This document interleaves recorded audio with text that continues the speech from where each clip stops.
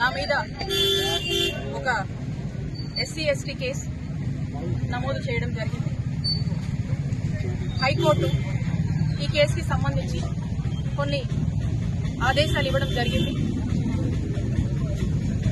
High court ఆదేశాలని గౌరవిస్తూ ఒక లాని గౌరవించేటువంటి ఒక సిటిజన్గా నేను ఈ రోజున హైకోర్టు ఆదేశాల మేరకు చిలుకలూరుపేట పట్టణ పోలీస్ స్టేషన్కి రావడం జరిగింది. మరి ఈ కేసుకి సంబంధించి కోర్టు కొన్ని నిబంధనలు విధించింది. ఈ కేసు గురించి, దీనికి సంబంధించినటువంటి కంటెంట్ గురించి నేను ఈ సందర్భంగా కామెంట్స్ చేయకూడదు. కాబట్టి ఈ కేసుకి సంబంధించి నేను ఎటువంటి కామెంట్స్ చేయట్లేదు. ఈ కూటమి ప్రభుత్వం అధికారంలోకి వచ్చినప్పుడు రాష్ట్ర ప్రజలందరూ కూడా చూశారు. ఎక్కడ పడితే అక్కడ రోడ్డు మీద రెడ్ బుక్ హోర్డింగ్స్ అనేవి మనకు దర్శనం ఇచ్చాయి. లోకేష్ గారి రెడ్ బుక్ హోర్డింగ్స్ అందరం కూడా చూసాం. ఏంటా ఈ రెడ్ బుక్ కి హోర్డింగ్స్ కట్టారు అని మాట్లాడుకున్నటువంటి పరిస్థితులు కూడా మన రాష్ట్రంలో 2 సంవత్సరాల కింద మనం చూసాం. మరి ఈ రోజున లోకేష్ గారి red book hoardings blood book గా మారింది. లోకేష్ గారి రెడ్ బుక్ బ్లడ్ బుక్ గా మారింది. అధికారంలోకి వీళ్ళు వచ్చిన దగ్గర నుంచి మనం చూసినట్టయితే సామాన్య ప్రజల దగ్గర నుంచి వైఎస్ఆర్ కాంగ్రెస్ పార్టీకి సంబంధించినటువంటి దాదాపు యాక్టివ్ గా ఉండేటువంటి ప్రతి ఒక్కరి గురించి మనం చూసుకున్నట్టయితే 2500 మంది వైఎస్ఆర్ కాంగ్రెస్ పార్టీ నాయకుల మీద అక్రమ కేసులు నమోదు చేశారు. దాదాపు 800 మంది మీద వైఎస్ఆర్ కాంగ్రెస్ పార్టీకి చెందిన వాళ్ళ మీద హత్యాయత్నం జరిగింది. 390 మంది మీద దాదాపు హత్యా ప్రయత్నాలు, హత్యకు గురైనటువంటి పరిస్థితులు. 700 మంది మీద సోషల్ మీడియా యాక్టివిస్టుల మీద అక్రమ కేసులు నమోదు చేశారు. అది ఎంతవరకు వచ్చిందంటే ఇక్కడ ఉన్నటువంటి మీలాంటి జర్నలిస్టుల వరకు కూడా 70 మందికి పైగా జర్నలిస్టులను కూడా మరి ఈ రెడ్ బుక్ చేరుకుంది.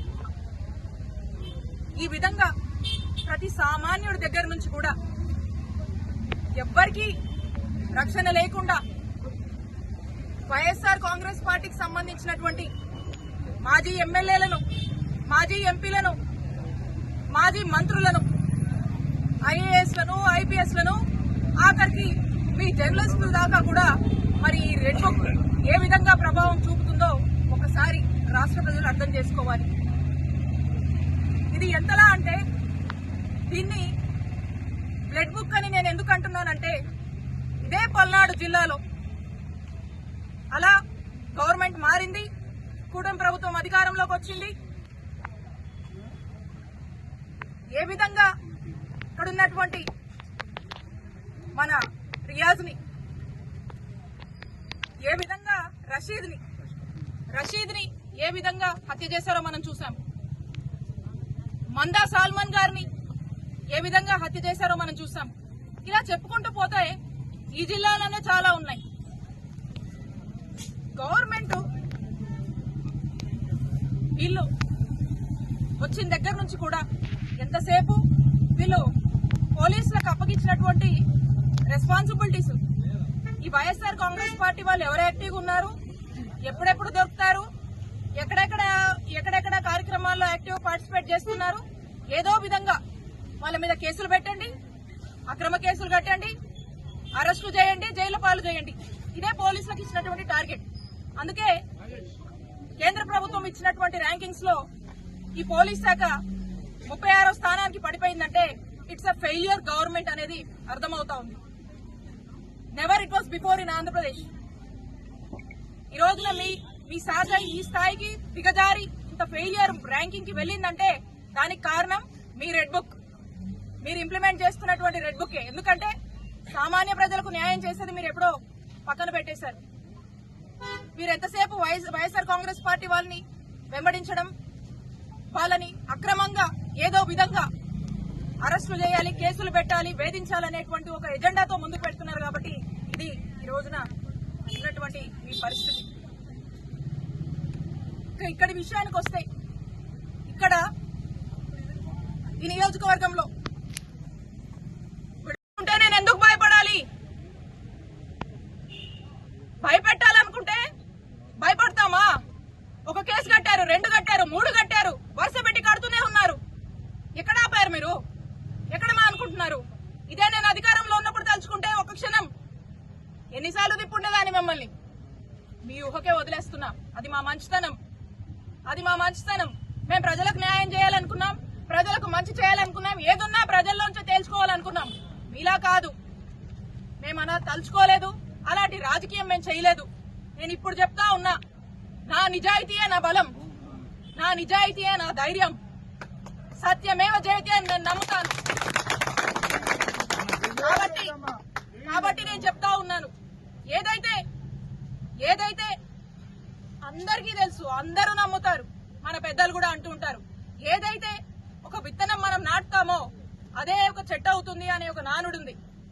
మీరేదైతే ఒక విష సంస్కారం, మీరేదైతే దానికి మరి ఏదైతే నాటారో మరి ఆ విష సంస్కారం రేపు చెట్టు అయినప్పుడు దాని ఫలితాలు ఎలా ఉంటుందో మీ ఊహకే వదిలేస్తున్నాను.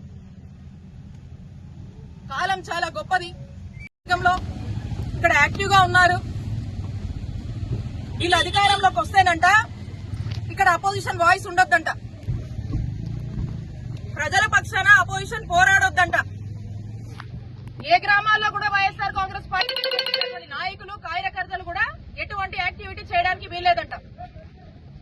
నేను బయటకు వస్తే విద్యుత్ ఫోరం చెప్పేసి మా వైఎస్ఆర్ కాంగ్రెస్ పార్టీ ఒక పిలుపునిస్తే, అరే ప్రజలకు విద్యుత్ ఛార్జీలు పెరిగినాయి, వాళ్ళు చాలా ఇబ్బందుల్లో ఉన్నారు, ఇది ఒక రిప్రజెంటేషన్ ఇద్దామని చెప్పి ఎలక్ట్రిసిటీ ఆఫీస్ కి వెళ్లి ప్రజలకు ఇబ్బందులు అవుతున్నాయి, ప్రజలు ఇబ్బంది పడుతున్నారు, విద్యుత్ ఛార్జీలు తగ్గించండి అని చెప్పి ఒక రిప్రజెంటేషన్ ఇస్తే విడుదల రజనీ మీద కేసు కడతారు, వాళ్ళ కార్యకర్తల మీద కేసు కడతారు.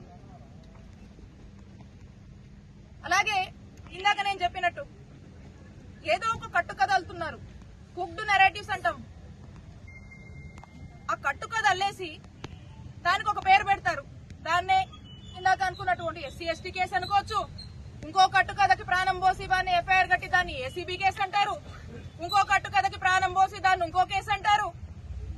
ఇలా ఎంతవరకు దిగజారంటే ఆఖరికి వెంకటేశ్వర స్వామి గుడికి వెళ్లి పూజ చేసి బయటకు వస్తుంటే మా మీదే దాడి చేసి, మా కారు మీద దాడి చేసి, మా కారు మీద మీరే దాడి చేసి గుడికి వెళ్లి పూజ చేసుకుని వస్తున్నటువంటి మా మీద, నా మీద కేసు కట్టి మా కార్యకర్తలు మా నాయకుల మీద కేసు కడతారు మీరు. ఇలా ఏంటంటే ఇది ప్రతి దానికి ఏదో ఒక కేసు కట్టి ఇక్కడ యాక్టివ్గా ఉండడానికి వీల్లేదు, ఇక్కడ అపోజిషన్ వాయిస్ ఉండడానికి వీల్లేదు, ఎవ్వరూ బయటికి రావడానికి వీల్లేదు, మేము ఒక్కరమే ఉండాలి, మాకు నచ్చినట్టు మేము చేసుకోవాలి, మాకు నచ్చిన దోపిడీ మేము చేసుకోవాలి, మాకు నచ్చిన విధంగా మేము చేయాలి, మాకు నచ్చినట్టుగా అధికారులను ఉసిగొలిపి ఈ రెడ్ బుక్ పేరుతో వైఎస్ఆర్ కాంగ్రెస్ పార్టీ వాళ్ళని ఇబ్బంది పెడుతూనే ఉండాలి. ఇది మీ టార్గెట్.